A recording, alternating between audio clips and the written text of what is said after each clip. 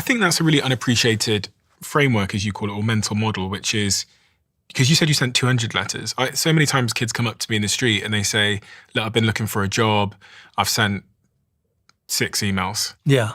And they go, no one's got back to me. Yeah. And you can see that it's hit their confidence. And now they've actually arrived at the conclusion that getting a job is like harder or impossible because they sent 6. Yeah. Now, when I interview people like you, they all give me much bigger numbers. They say 200, 300, 500, and there's something in this sort of law of averages, which is just like, just take more swings. You see it in like cricket. My daughter, when she was graduating from Berkeley, came to me and I was really surprised. She said, I want to work at a hedge fund. And so I said, okay. And her degree was not in business. So she was not a natural candidate to be even considered. I said, can you make a list of every hedge fund in New York and LA and put it in Excel, managing partner's name, address. Now, we don't know people's email addresses, but we know everyone's mailing address. Okay, the mailing address is a public piece of data. The address. The address is easy, yeah. Right?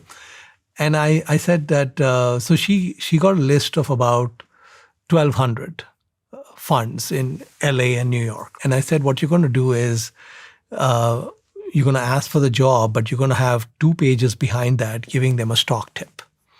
You're going to give them a pitch that you have written up of a company that if they invest in, they're likely to make money.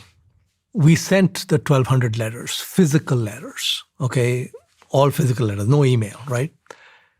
And there's a 85-year-old guy in New York who gets the letter. He's retired. The fund doesn't exist. It shouldn't have been on the list, whatever. But he has a friend in LA. He says, hey, Jamie, aren't you looking for an analyst? And this girl, she seems to have the perfect kind of background. And she ends up with a higher salary than anyone who went to Berkeley Business School with a much higher GPA than hers.